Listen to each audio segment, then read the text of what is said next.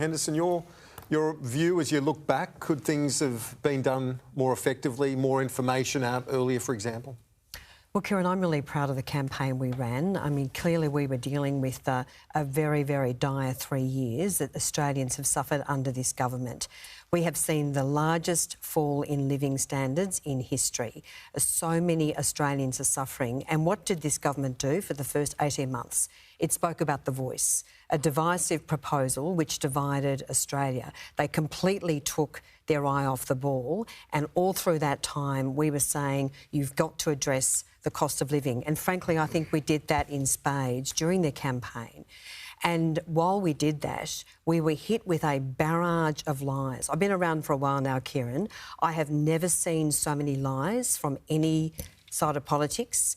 The lies that we saw on nuclear costings, on health and education cuts, the lies on Medicare, basically saying that Medicare was under threat, was just absolutely laughable. The Prime Minister even lied about falling off the stage.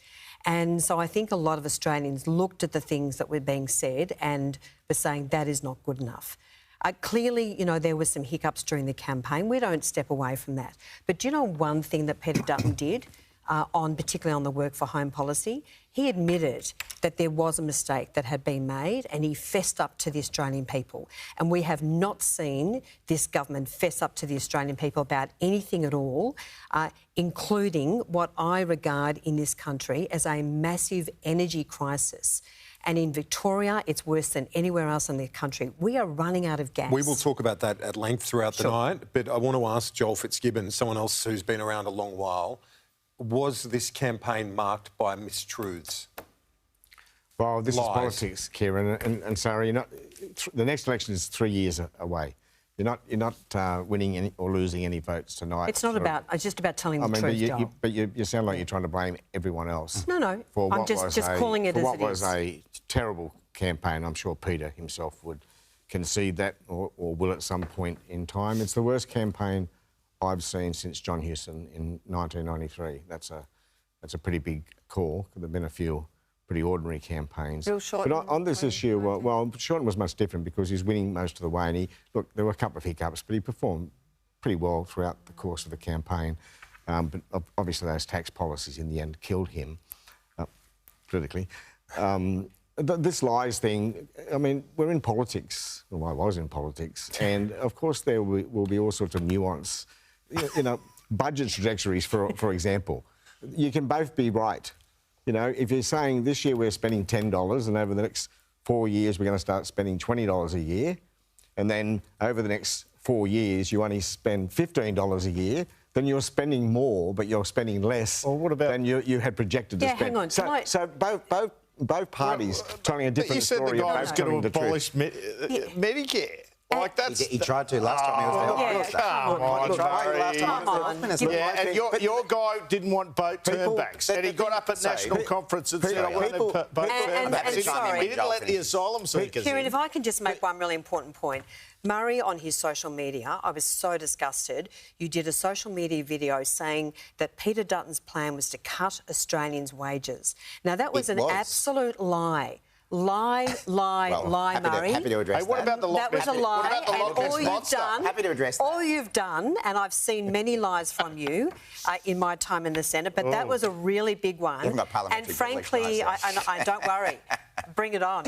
But what I can say is that Australians, and they were saying this to me on the polling booth, we are sick of the lies. And one thing that we saw from Peter Dutton during this campaign was conviction, courage and truth. Well, I had a bet with my staff about how early in the night we'd see some of the Conservative commentators start blaming Labor for their loss, if it ends up being a loss. And it took about 8 minutes before we got into Labor and lying. I mean, it seems to be OK for Liberal Party politicians to accuse Labor of wanting to bring in negative gearing when we say we're not going to do that. Apparently that's not a lie.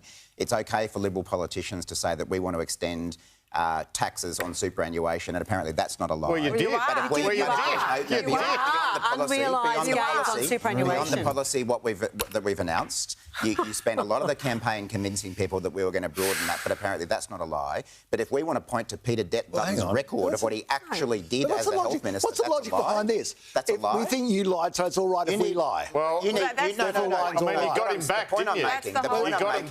The point I'm making is that the new campaign structures will just BS one another. if this result goes How's the that way, going to work? the point I'm making is that if this result goes the way most people think it will, which is some form of Labor win, if all the Liberal and National Party do is sit back and blame Labor for their defeat rather than having any self-reflection, you are in a world of pain. You've got to have a good hard look at yourselves. We'll walk and chew. The worst campaign since we'll walk and chew gum. 1993. We'll acknowledge We'll acknowledge our faults, and we have got them quite I think absolutely. you will, Barnaby. But you've got to acknowledge, you can't just... You've been going around saying, oh, the nuclear plan is going to cost $600 billion. It's just a load of crap. Yeah, but in relation to that, come from? first of all, Peter Dutton doesn't name a cost. Second of all, he says there's 7 federal government funded. I mean, why didn't you just lift the moratorium and say, let the market decide? That would have been a smarter policy. Why didn't they say, if all their market information is correct, they're happy to let the moratorium go? Because if they're telling the truth, then the moratorium is not needed. I've got to say, Kieran, in terms of the campaigns, Labor were more ruthless and consistent in their message, and they had the better pictures, frankly, from a TV point of view. They were just smoother, better. They didn't hop from thing to thing. They didn't, do work from home, have to dump it, because everyone these days pretty much works from home. Can I just say that the real test here, I think, in terms of this debate, will be how much of the primary vote the major parties share tonight. Yeah, that's a fair call. That's fair. I think that's the people decide whether they like this robust contest. The big hiding issue in this is where One Nation, Jared Rennick, the Greens go, especially in the Senate. I think that's the issue. We won't get to the answer tonight, but that's going to be an issue. That's the most disappointing part of where you launched off, Joel, because I think the reason why there's a pox on both major parties is this trading out of lying. When I started in politics in '98, people took policies to elections. You debated about the costings. It was a reform agenda debate. Labor had reforms, Libs had reforms, Nats had occasional reforms. You'd go at it in a campaign, you'd come out the other end, and the best team would generally win. We got the government we deserved. I don't feel like we've got this anymore, and I feel that the lies are dragging down democracy, and I think the lies, even when the lies are called out, like your bloke was called out the other night by Phil Coorey, and then he pumped that lie out the next day and the next day and the next day, and it's debilitating to democracy.